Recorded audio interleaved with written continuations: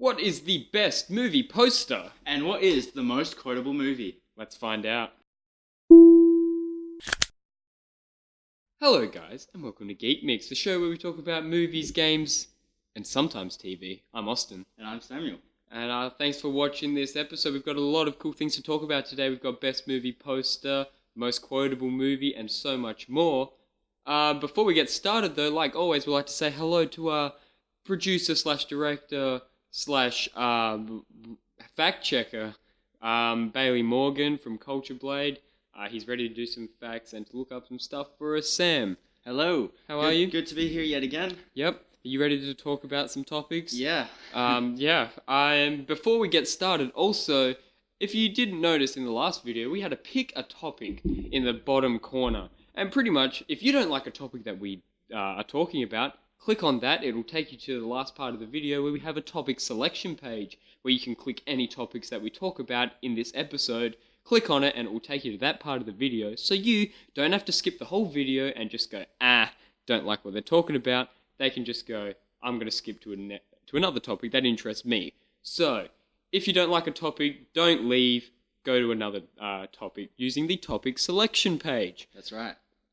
So, are you ready? I'm ready. So the first topic is, what is the best movie theme song?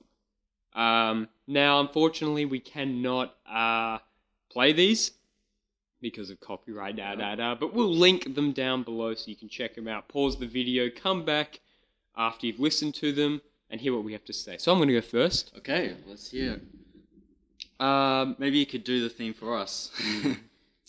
Nah, alright, I'll do the most memorable part.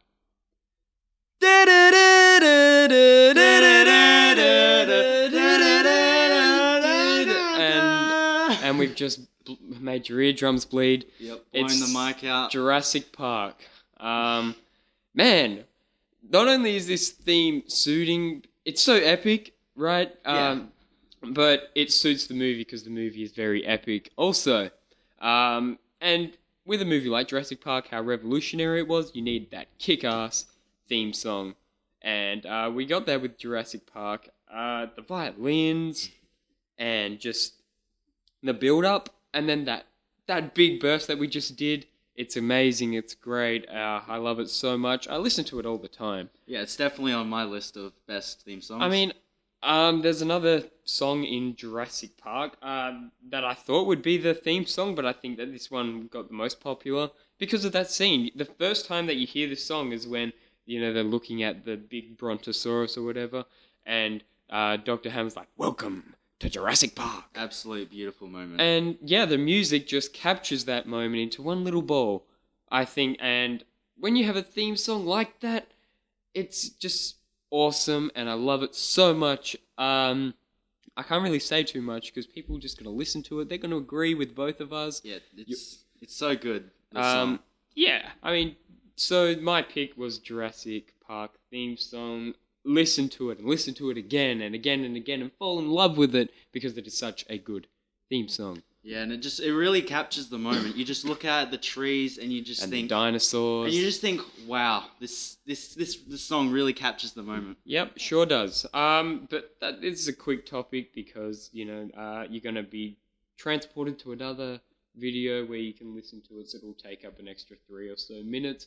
That's my pick. Sam, you got one? Yes, it is Pirates of the Caribbean. Oh, this was very close for me. Yeah. If I didn't choose Jurassic Park, I would have gone with Pirates of the Caribbean. Definitely. It's such a good song. It's such a good song. Why'd you pick it? Well, it's easily, first off, what makes a good theme song is that when you hear it, you know that it's that movie. Yeah. Yeah. So you listen to it and you hear it and it's just like, yep, that is Pirates of the Caribbean. Awesome, I know what I'm listening to. Sweet. And it's catchy as well. You just listen to it and you instantly know it's Pirates of the Caribbean. And so it has that reputation, and I'm as a Pirates of the Caribbean fan, I hear the song, and I want to watch the movie. Oh yeah. Yeah, and it's just so good. And have you heard it on guitar? Oh yeah, it sounds pretty good on guitar. you can keep going. But,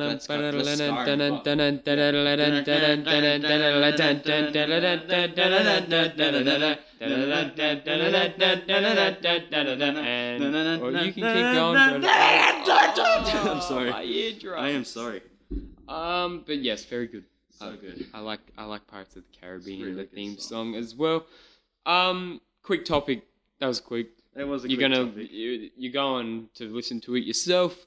Comment down below, right now, if you have a favorite movie theme song that wasn't Jurassic Park or Pirates of the Caribbean, and yeah. And we'll try to sing it. No, we won't. We'll just listen to it, and we'll probably agree with you. But that's topic 1 done. Nice and quick. Yep. Nice and easy. Topic 2.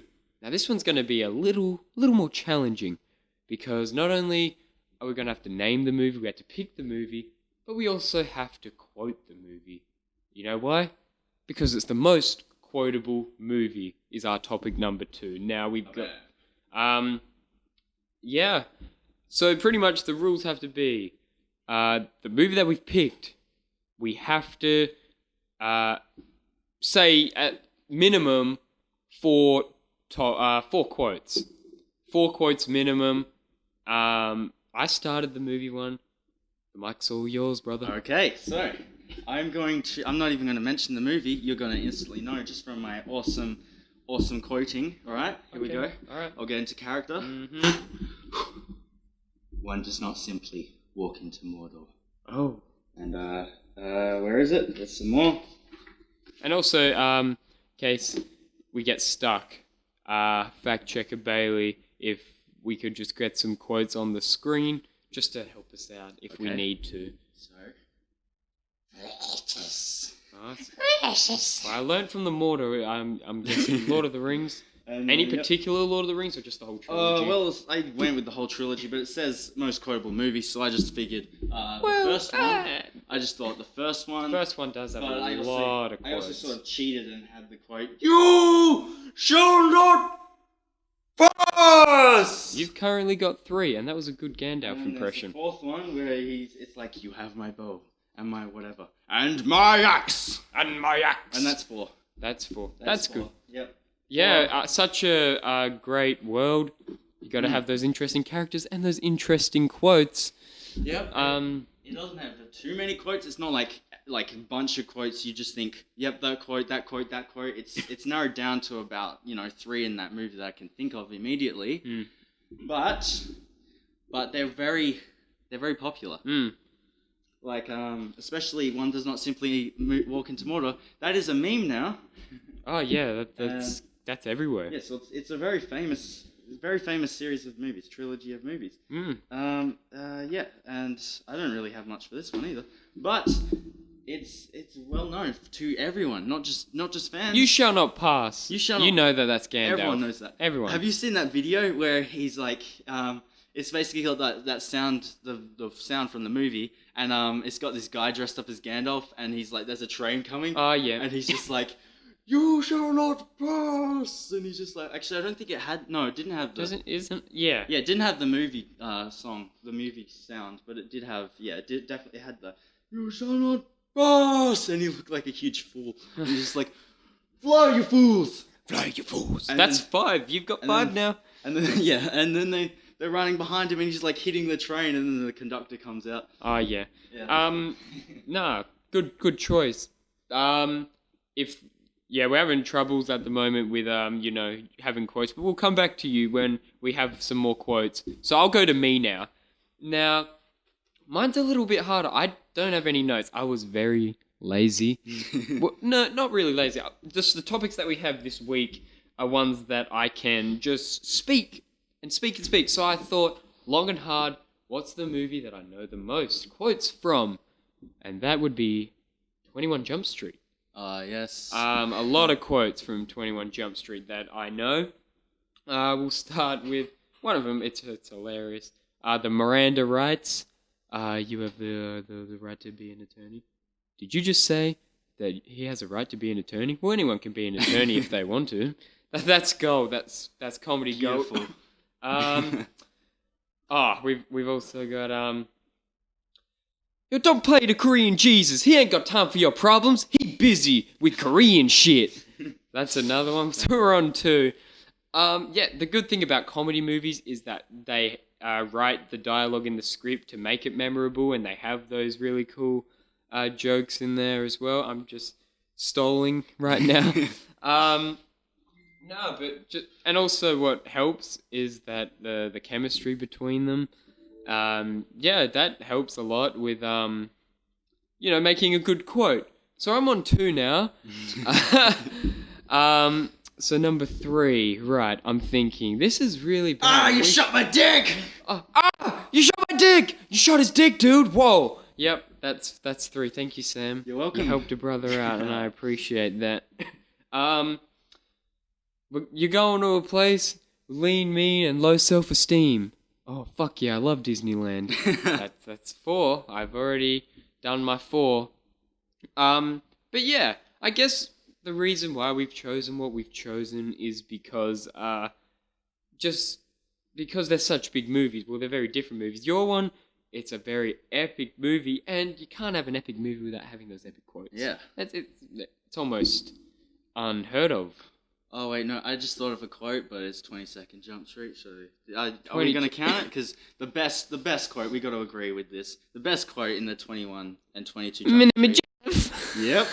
My name is Jeff! Hey, I don't know what you're talking about. Alright, Yeah. 21, 22 Jump Street, whatever.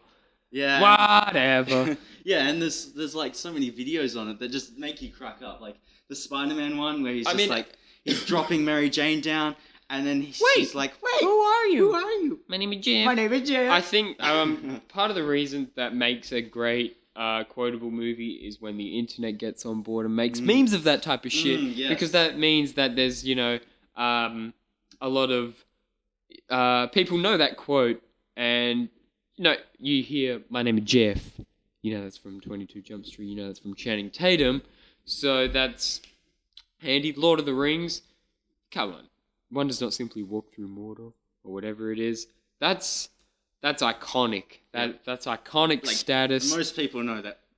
And the meme. Most people know that meme, yeah. So yeah, what is he doing though? One does not simply. He does something with his hands. Yeah, something with his hands. Something little magical and mystical with his hands. Yeah, I think that's all I gotta say. Quotable movie. I mean, it's just pretty much movies that have that status of iconicness, and also great scripts help with great dialogue and also improvisation. So yeah, this was a bad topic. On my part, because I wasn't that well prepared. I thought I knew 21 Jump Street a lot more, but that's alright. I named a few. Yeah. That's fine. I'm pretty sure most people, if they've seen 21 Jump Street or have not seen any of the 2, they definitely know my name is Jeff. And people that have not seen Lord of the Rings definitely know who said, you shall not pass, and one does not simply walk through Mordor, because of their iconic status. Yes. That's round 2 done. Topic 2. Round 2, we're speeding through these. Yeah, hopefully we don't run out of time. Well, it's a... Yeah, It's late, and it is late, and we're struggling to get through, but we're doing it for yous. Yeah, we had some technical I do this last episode I did this too. Whenever I get to the word technical, I just break down. Yeah, and I said it was like a disease, yeah. Technical difficulties. We had some technical difficulties at the start because the lighting it doesn't like my mic. Nope.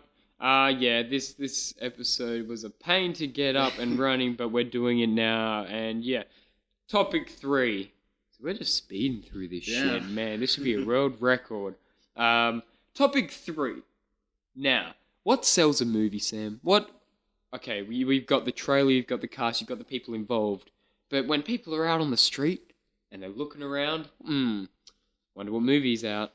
What's one of the biggest things that helps a movie promote itself?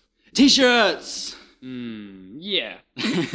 Probably not, though, because I don't see no people wearing a Howard the Duck shirt or anything. Yeah, you don't see the shirt before you see the movie. We're talking about posters. Yes, we are talking about what posters. Sells a movie, or one of the big factors of selling a movie, and to hang up on a wall is a poster. And that raises the question, what is the best movie poster? Let's find out. Let's find out. I'm going to go first because I went first. And my pick is Guardians of the Galaxy. Now, it's the poster where it's all colourful and bright. Star-Lord's at the very front. That one that is on your screen right now. Hey, yo. It's very pretty. It's a freaking pretty looking poster. Yeah, this sort of comes back to last episode, I believe. We mentioned what was that? No, first episode. First episode, Best Phase 2 movie. Best Phase 2 movie. It's colourful, yeah. Yep. Yeah, one of the points that you made was that it was very colourful, and this poster really sells that point that it is so colourful. I mean, first off, the combination of purple and orange and blue, that's a fucking great combination of colours. And Gamora there, she stands out. She definitely stands out, yeah. Every character stands out because of their unique color palette. You see Drax with his red tattoos and all that. And yeah, it really helps. And I look at that poster and go, man, it just reminds me of how fun the movie really is. And Star-Lord, though his jacket is red in the movie, the purple looks fine on him. I wouldn't care if in the movie he had a purple jacket. Yeah, I mean, and it's a simple poster, really. There's not too much shit going on. You've got all 5 main characters and just a few spaceships and that beautiful star system and look at that in the planet. background. And that planet. So it's a very simple poster, but it works. It definitely works, yeah. And it sold me on seeing the movie because it just looks like a lot of fun. That doesn't look like a serious movie. It just looks like a raccoon and a tree and a guy in a purple jacket gonna kick some ass on screen. Yeah, it definitely tells you what the movie's gonna be about. It sets the tone. And I feel like a poster should do that, definitely. So, yeah, Guardians of the Galaxy, that's a bloody good poster. And it's so good that I even bought the poster. Oh, nice. I haven't hung it up yet, though, because I'm lazy, but it's going up soon because it just looks good. It's going to bring a lot of life into my room.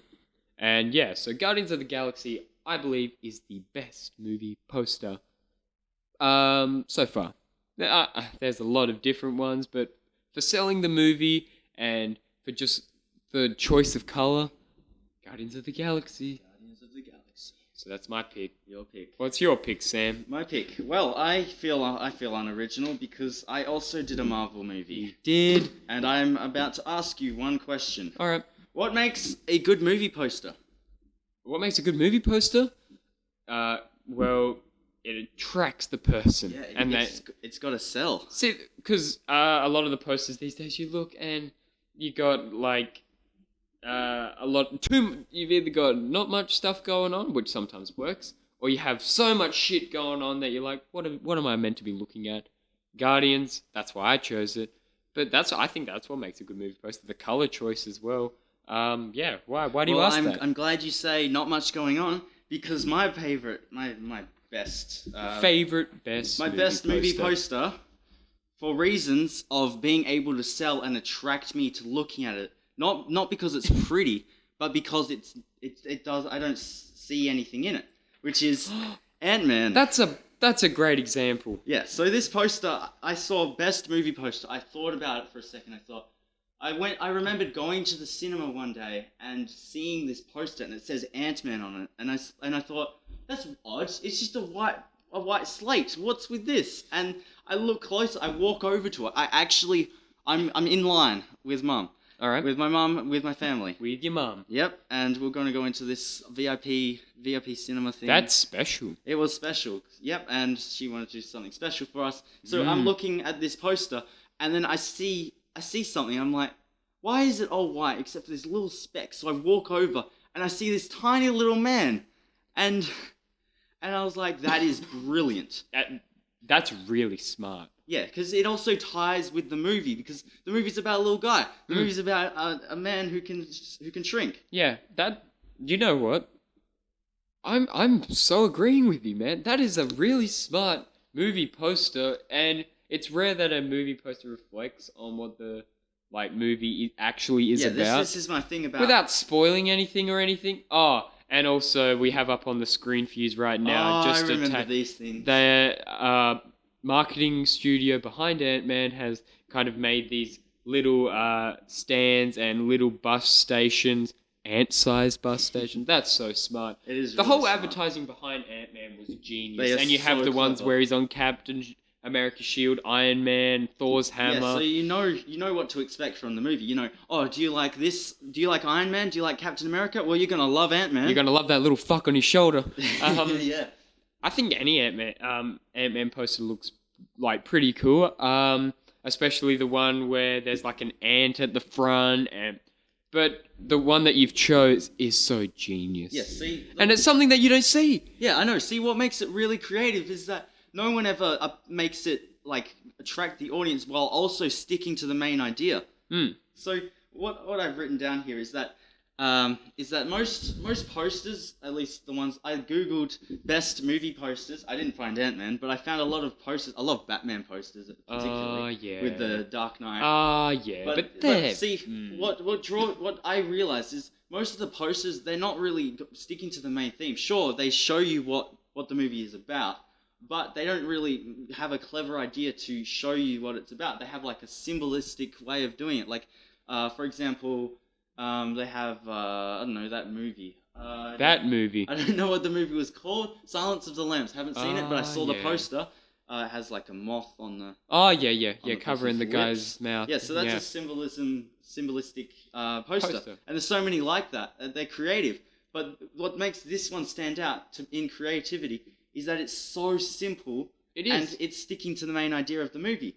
Wouldn't it be cool if like they had a magnifying glass like next to the poster and you like that would actually be so clever. Like actually buying a magnifying glass hanging down from the poster and you put it on that poster and you can only just see him. But they don't need to do that. That's a cool idea though. But it works. Actually, yeah, I'm gonna look for this poster. And I'm going to get a magnifying glass. I'm going to see if you can actually see anything. Because right there, it's just a dot.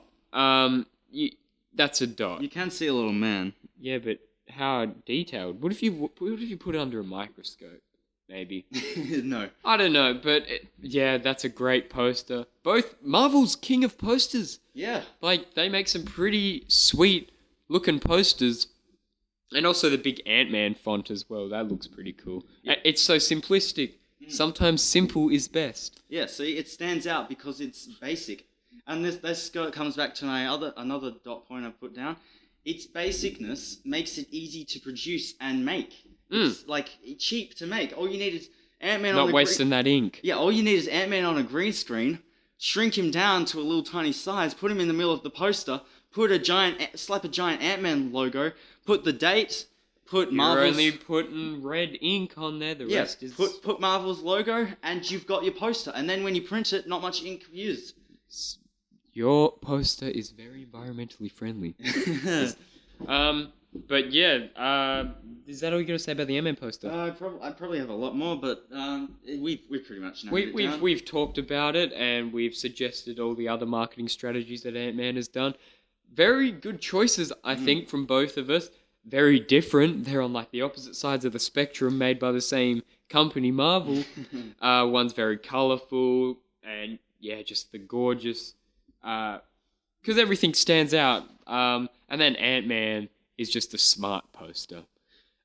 So yeah, that's topic 3. We're already halfway through, and it's only like 25 minutes Which in. is almost an hour, but we're not... Almost an hour. Well, Jesus. 50 minutes.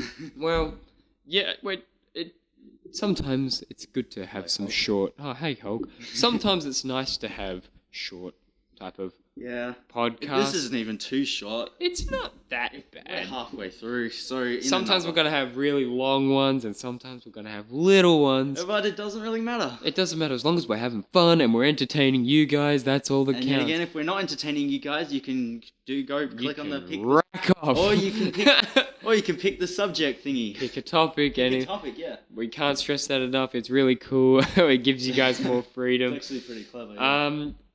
We're on to round 4 already. Topic 4. Oh, get out of the way. Alright. Now, gaming. Gaming industry. Ooh, It's huge. It's huge. It's massive.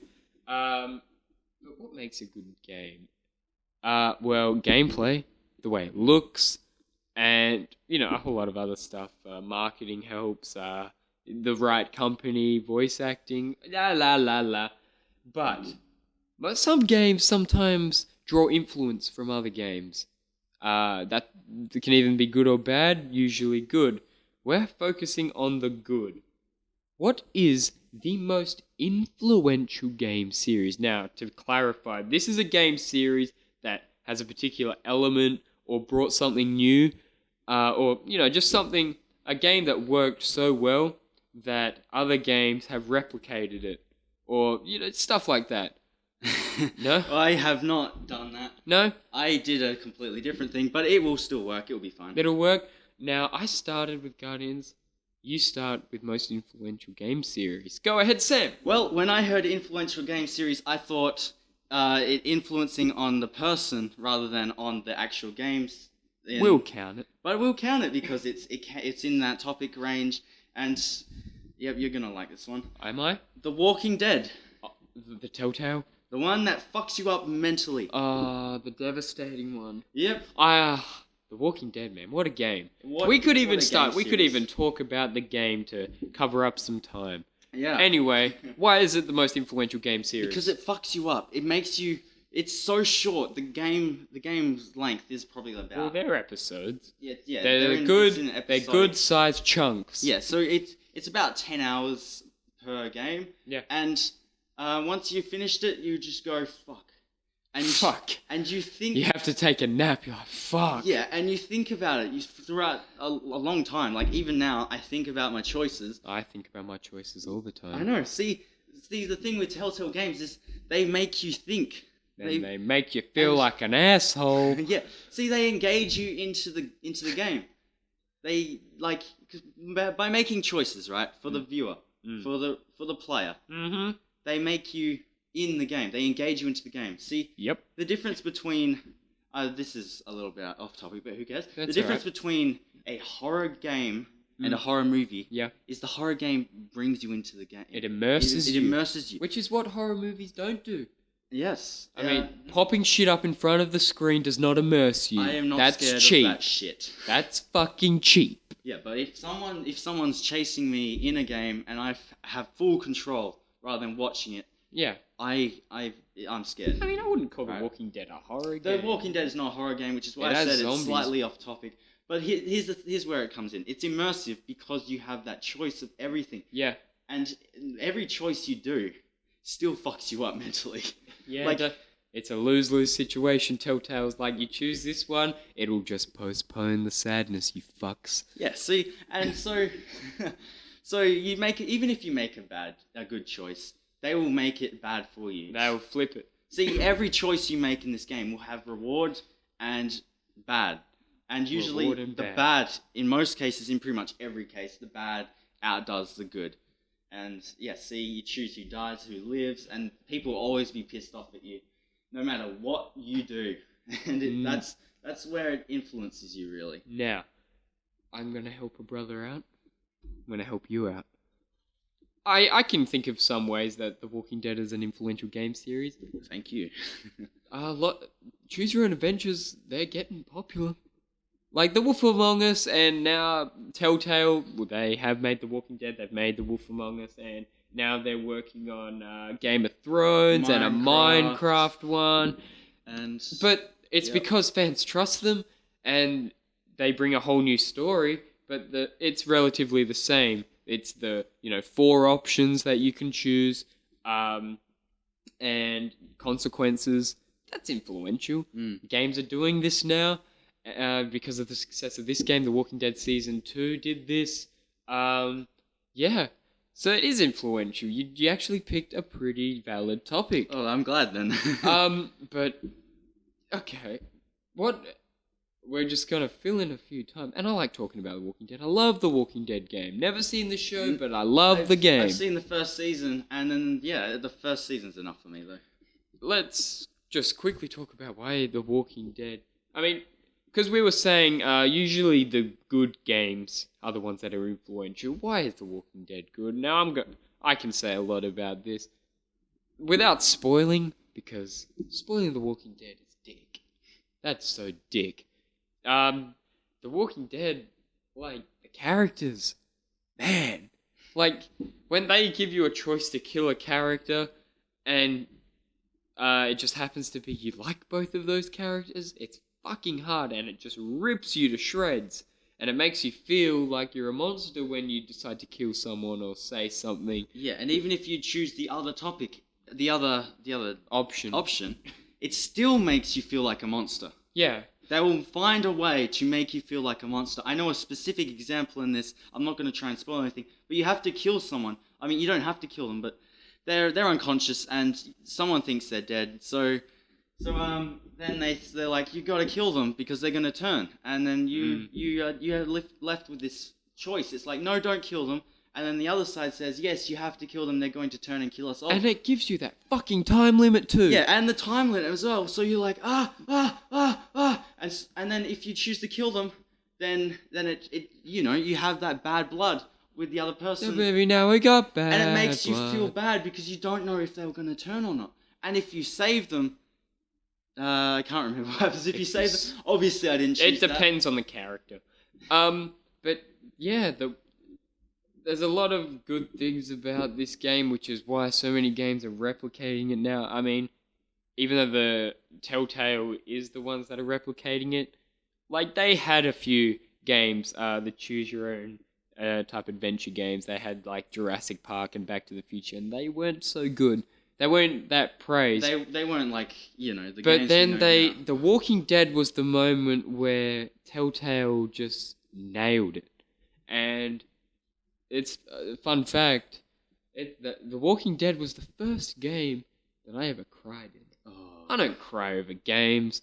I usually am just wasting people and killing, but this, when I had to kill someone, I'm not gonna spoil it, but it was the most devastating thing. That was the... And it has something to do with the woods. And I couldn't contain myself. The Walking Dead plays with your emotions, which is very difficult for a game to do these days. They're getting more cinematic, but never before had a game made me cry. Yeah, this game has pretty much created its own genre for itself. Absolutely. Like, Telltale Games has created a genre. Telltale is a genre. It's only a matter of time before Telltale reaches out to other games companies, and then they start doing... Apparently they're working on a cinematic universe, a Marvel cinematic universe. Telltale? One. Yeah. Yeah, I heard somewhere. Yeah, I think Brandon said it. Yeah, Brandon, our buddy. You expect to see him soon on the geekmix podcast. I cannot wait. Yeah. A few more weeks. Just quickly, side note, completely irrelevant. We're working on getting some more mics, so we're more spaced out, and the audio is a lot better for people watching and listening to this. So you'll get a crisper sounding Austin and Sam. And crisp. Nice and crisp. And when we do, we're going to have hopefully some guests on because we have the amount of mics to do so. One of us can pair up. But yeah, that's completely off topic. But that's all you got to say about The Walking Dead? Yeah, pretty much that is all I have to say. Mine. Alright, so there is a game trilogy out there. And this game trilogy has single-handedly revolutionized the way that mostly combat is used in a game. So many games right now, it's because of this game. I know what you're going to say now. It's because of this game, the combat in every other game right now is, yeah. I'm just not going to postpone it anymore. It's the Arkham trilogy, or Arkham series if you count Arkham Origins. You know, when I heard you say what you actually meant by influential game series, I actually thought of this game. So yeah, right? Yeah, I agree. Like I've said, the biggest reason why the Arkham game series is the most influential game series, in my opinion, is the combat, the revolutionary combat that Rocksteady made. Alright, it's pretty much the 2-button. You have the attack button, which is usually X, or, it's circle or square, whatever it is. bash that, bash that, bash that. A little flash comes on someone's head to counter it. Press a button, it's going to counter. Keep going, keep going. Simple, but so effective. And so many games have used this now. And it's because of Arkham Asylum, which is the one that started it.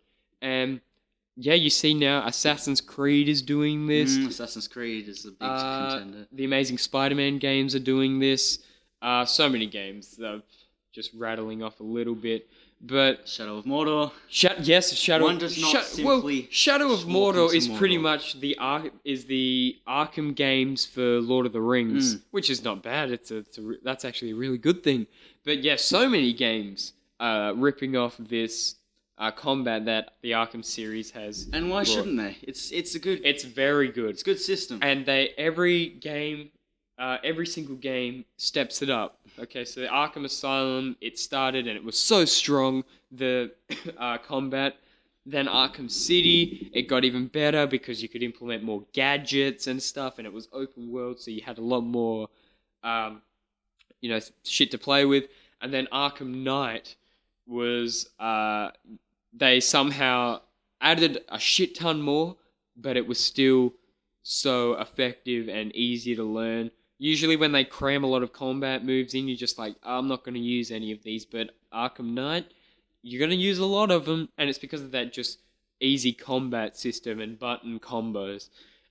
Which was usually made for fighting games. But this game brought it into the wider genre of games that a lot of video games use these days. Bailey does... Arkham City is the worst game ever. I've ever played. Really, Austin? No. Well, why did you choose it? You Bailey, should have brought notes. why you do this? You're stuffing up. Yeah, Bailey's making your own notes for you. Bailey's writing this show. Anyway, also, another reason why this is such an influential game, it made comic book movies fucking sweet. Because a lot of comic book games, not too good. And sometimes they're still not good. Amazing Spider-Man 2 was not a very good comic book movie game type thing. But now we're seeing the rise in comic book games. And also the Arkham Asylum game, that brought back Batman, because a lot of Batman's games beforehand were pretty damn terrible. And they just had a bad track record of being terrible. But this game series saved Batman's gaming future and also added a new thing, which everyone is using now. So that's why Arkham Trilogy, or the Arkham series, because, Arkham Origins, they did have some pretty good combat. That's one of the redeeming qualities of the game.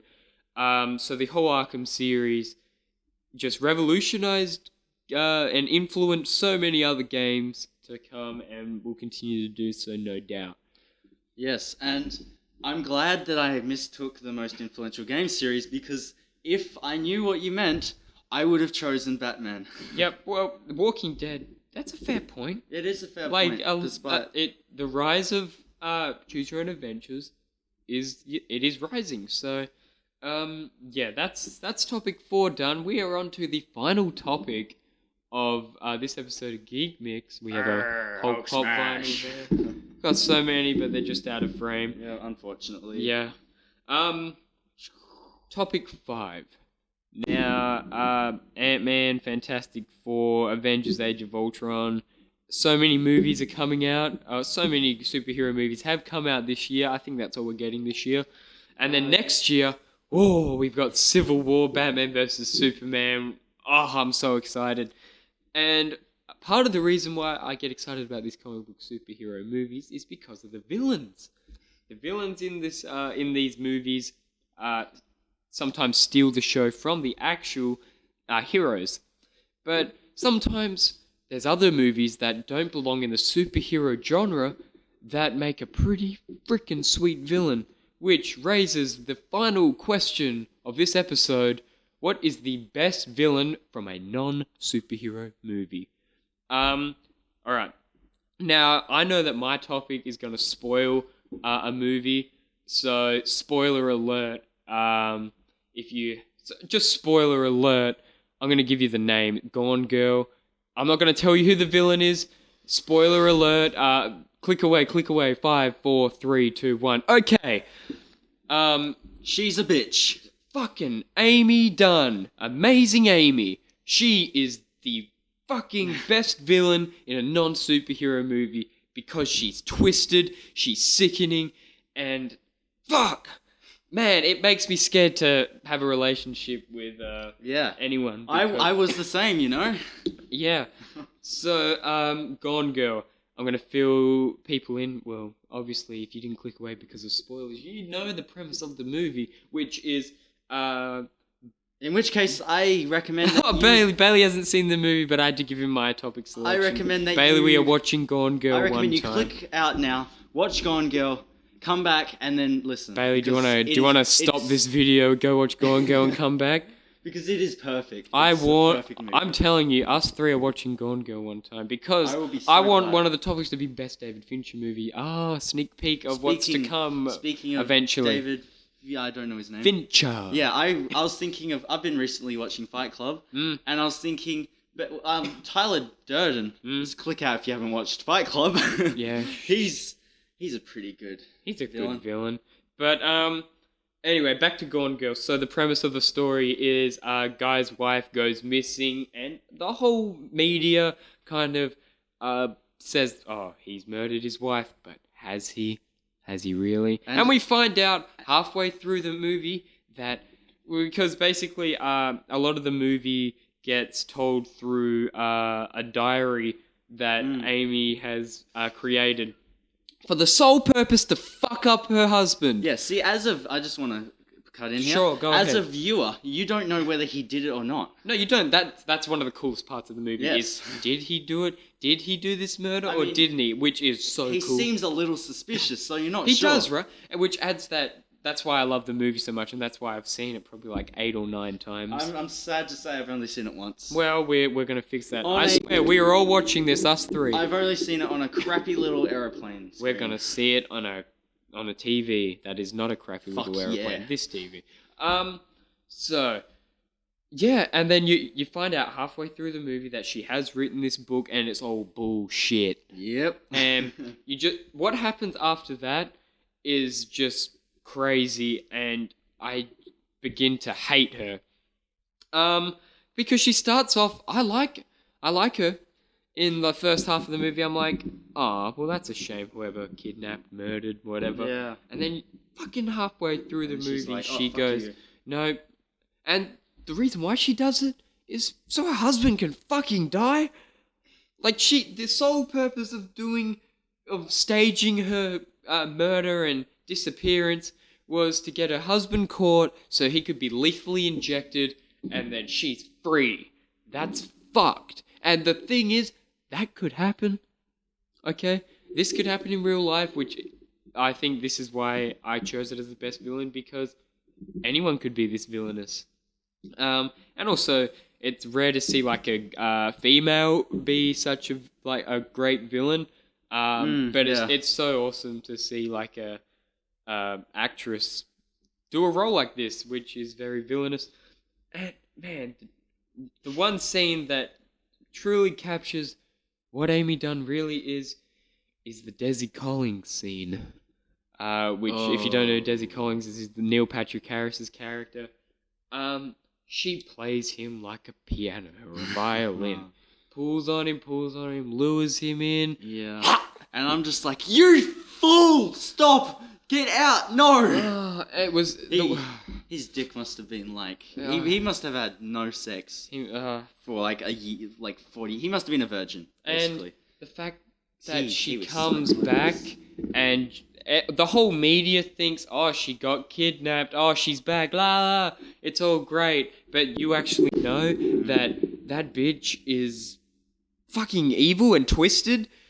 It's awesome. And, you know, as much as I, like, hate the thought of having, like, a chick like that, it's cool. Like, it's so awesome to see that, because you don't see that. Like, it's usually... And especially in the media. I know this because it's all the time on the news. Wife goes missing. Husband is prime suspect. and it goes on for years and years and years.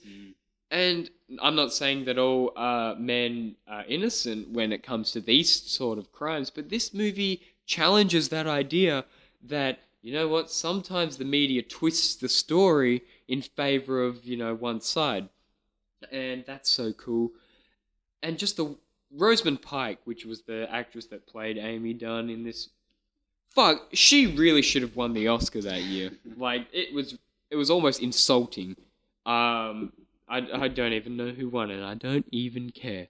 She should have won because she was technically playing 3 characters in that movie. She was playing the innocent wife that stays at home.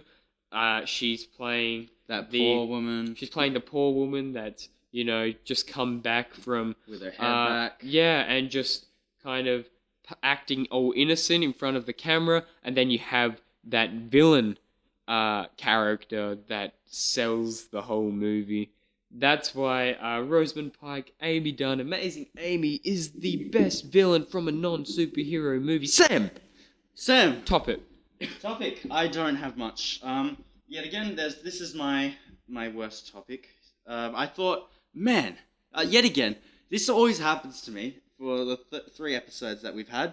I see a topic that you've chosen, or Brandon has chosen, and I go, man, this is a good topic. Yeah. And then I think, I have nothing.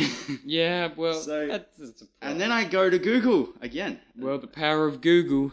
And I come up with Jack Torrance from The Shining. Ah, right. Have you seen Jack Nicholson's character? Yes. Have you seen The Shining? Never seen it, but fuck. If you have not been on YouTube or if you've never, you know, watched a film, you would know what The Shining is. Here's Johnny. That's it. That's all you need to say, and it's like, yep, I know who that is. So we've also got the picture up for you right now, so you know who it is. Anyway, Sam, tell us why. Oh, because he's so creepy. Have you seen the movie? I have seen the movie. Okay. Otherwise, I wouldn't choose him. Well, that's it. That's fair. I mean, I don't have much to say again, but he's bloody creepy. Okay, so there's this line. I've got the quote here. Okay. I wrote this quote down from memory because I wasn't scarred. I saw this last year. Yeah. I was in like a horror movie phase where I just watch horror movies over and over again. Yep. And then I kind of built up an immunity.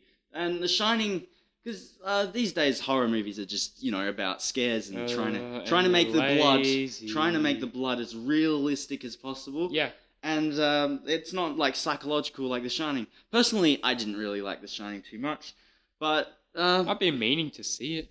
You should definitely see it for this villain. Yeah, because it is a good villain. Because I don't know. Correct me if I'm wrong. He starts off like fine. He's fine. He's this is the male version of like Amy. Starts off fine. Like I knew changes. I knew he'd be bad, and then when I saw him, I was like, he's got to be acting, right? Because he's like, hey man, yeah, okay, I'll look after your hotel. Yeah. And so so the plot to The Shining is they go to this out of the way town or place. In fact, it's not even a town. It's just this hotel in the middle of nowhere, and he's the caretaker basically. Grand Budapest. He looks after it during the winter, and it's really snowy, and so they're stuck there basically. And he's a writer as well, so he's like, this is a perfect moment for me to write. I'm not sure what he was writing, but a book. It's sort of a medium for the horror as well. Because he's in this room, and it's a big room. They have this huge room, huge rooms just for themselves. They can play around. It's a big hotel, right? Yep. And so he's on his little typewriter, and he's just so bored. He has no idea what's going on. He's so bored. And meanwhile, other things are going on. His son. His son's got some sort of... He's got some voices in his head. He's a little crazy. Those little twins? The twins are there. So he can see dead people, basically. I see dead people. Yeah, so... And he's got this voice in his head. And he's sort of like... He's got this little finger, and it's like a sock puppet. So basically, he's got his finger, and he makes it talk. And that's basically some spirit or something talking to him. He's like, the phone will ring. And then the phone rings. Ooh. And later in the movie... But first, let me just go back to Jack. Jack! Get back, Jack! And so Jack is bored. He's just like... Yeah, he's sitting on that cabin fever. Sitting on that typewriter and... Yeah, lazy prick. Write the book. He's getting a little messed up in the head. going a bit mad. He's Things getting a aren't little going mad. his way. Things aren't going his way, no. And there's a scene, I believe, he gets a little pissed at either his wife or his son or both, and you start to see the villain come out. Yeah. You go, ooh, the villain's coming. Now, personally, the movie is not scary. It's a little psychologically scary, like the way Stephen King does. I haven't seen his books, but I know how he writes. I know his style. Yeah. It's psychological rather than Yeah. You can't blood. You can't really do blood in a Well, horror book, but yeah. So Carrie. it's about the trauma that people go into, the trauma you have to watch and experience. Yeah. And this guy, the villain, he's a good guy. He's a really good guy, and he's sort of getting possessed from the place. I can't remember the reason, but he's starting to lose his mind. Yeah. Right? And so there's those girls, like you mentioned, the twins. Yeah. They're dead. They died from Ooh. That's no. Keep going. I was just like, whoa. Okay. Okay, so they died from a caretaker, I believe. They died from someone. Yeah. And yeah.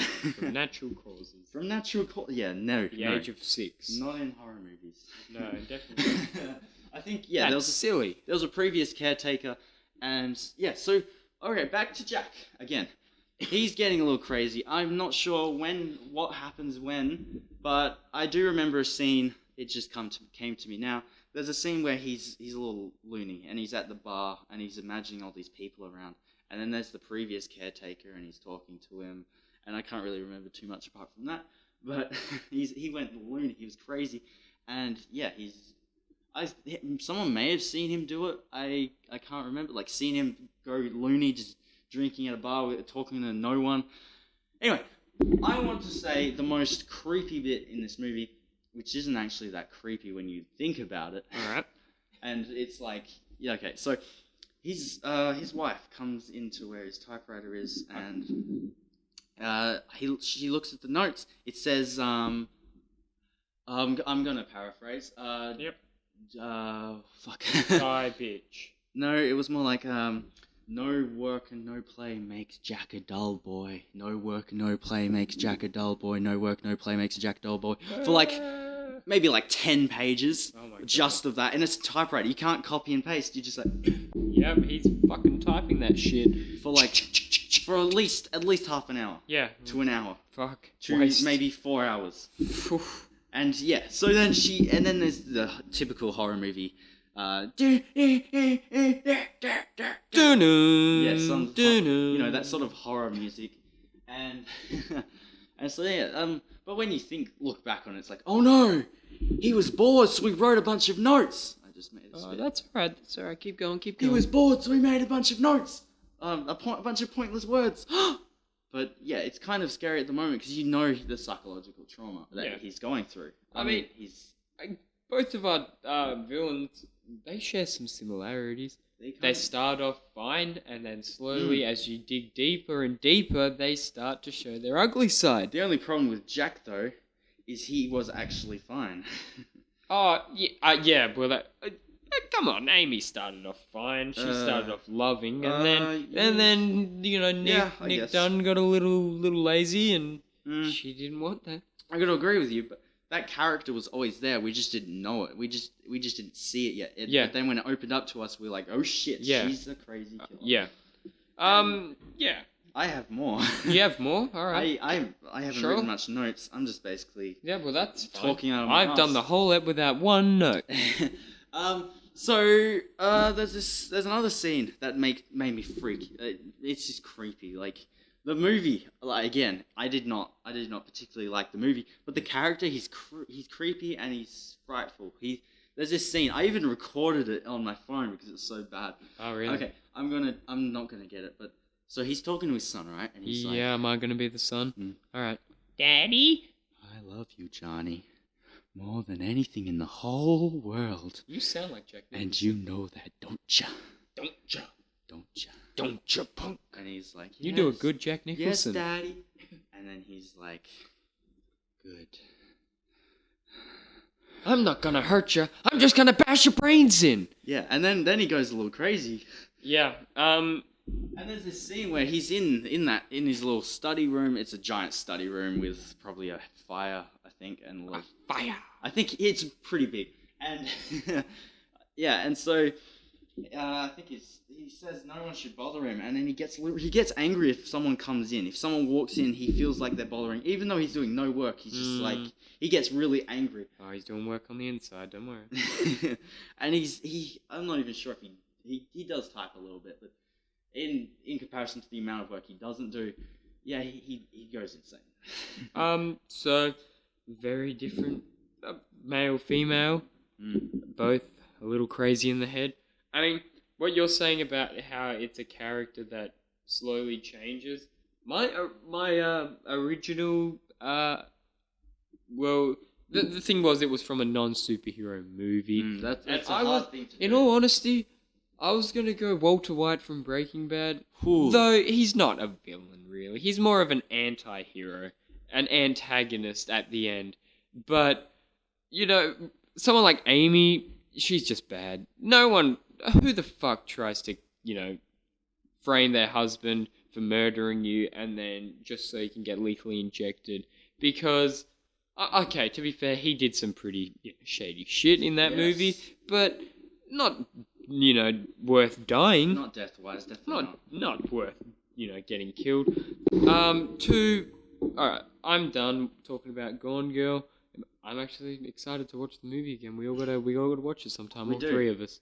We have to do a huge thing. We just have to pick a bunch of movies and then just watch them all. Flash Gordon and Gone Girl and so much more. But that's all I've got to say. That all you got to say about The Shining? Well, I'm gonna go to a reason I didn't. I just want to say what they should have changed. I just realized they can't change anything because it's from a book. But if it wasn't from a book, you can I think what they should have changed is the ending, where it's frozen. Everything's frozen, so no one can get to them. And he cut out the radio, and he took the radio thing, some part of the radio that was required for it to work. He took that out, and some guy realizes something's up. So he comes up the mountain to see the family because he knows something's up. Yeah, and there's a scene where he's chasing them because he breaks down their door with an axe and he's like, "Here's Johnny!" And then they climb out the window. I don't think the mother may have just escaped or something, but the child, he's escaping and he's running out, and then he eventually catches up. He goes into the maze, which was an obvious plot point from the get-go. You see that maze and you think, when it's a horror movie, you know what the mazes is a no. You know what's going to happen in the movie, because that maze was in the movie earlier when he wasn't a bad guy, and then they're checking out the maze. He's memorized every turn. So he's checking out you know what the maze is, and so then he's chasing him in the winter, and it's really cold. They're not prepared to go out in the cold. And he's chasing his little boy. And he's following the tracks, and I think the boy does outsmarts in some way. But what I don't like about the movie... Right, so... What I don't like is how they killed off the villain. He got lost. He got lost for a bit. He couldn't find his son, and then he just froze. Oh, yeah. He freezes in the snow. Yeah, I've seen. It's kind of lame, really. They should have made something cooler. I reckon that's a good wrap-up. Good villains. I'm happy with my choice. I've yet to see The Shining, but I will one time. And yeah, they sound both pretty menacing and definitely competing against some of comic book and superhero villains. So that concludes topic 5, and that also means it concludes this episode of Geek Mix. Thank you guys for watching. We had fun. We made up some time. Yeah, I thought it was going to be a short episode. Nope, we managed to nail it right in that hour mark. Yeah, it was there were some good topics. Topics that I didn't need notes, which I was actually surprised that I could actually handle. But next week we will return with some hopefully more challenging topics that we have so much notes that we'll be reading forever. We'd like to thank Bailey for, fact-checking a few things. He went through a few quotes and looked up the posters for us that you guys are going to see when you watch the video. So thank you for that, Bailey, and for producing and all of that. Thank you, Sam. Thank you. Fun talking about movies and games always. We have a lot of fun. Yep. And thank you guys. Out of all people that we need to thank you for watching. If you want any topics to be covered on this show, comment down below or tweet us at geekmix podcast. Either one of the two, we'll look through them. We need them because we're running short on ideas. Brandon has given us like a whole list to do, but we want to save some for when he's on the show, which I am so excited about. We'll give you some more information about that. I'm so excited. But yes, thank you guys for watching. Please subscribe if you like it. We'd really appreciate that. Thank you, Sam. Thank you, Bailey. Yeah, that's all I've got to say. And I'm actually kind of bummed that the episode's ended. Yeah, it's late. I could talk forever. I couldn't. I'm running a bit low on energy, which is good because the episode is...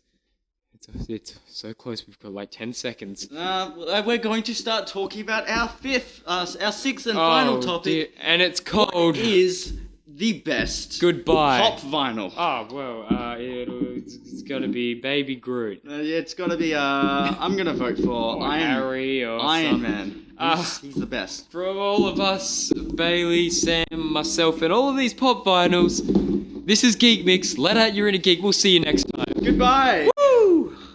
Hey guys, welcome to the topic selection page. Yes, if you like any topics or don't like any topics and want to skip any topics, just click on some of these and go to them. You like take you to that part of the video. Don't like this one? Just go and done some do that clever one. magic that'll skip to that part of the video so you don't have to listen to the shit you don't want to hear. Yes, magic. Also, if you want to do something magical, comment, subscribe. You can comment as well. well. You can comment, but also subscribe. The button is right below us. It would mean so much to us. Comment also topics that you want to see in our next episode. Until next time, guys, this is Geek Mix. Let out your inner geek. Hello.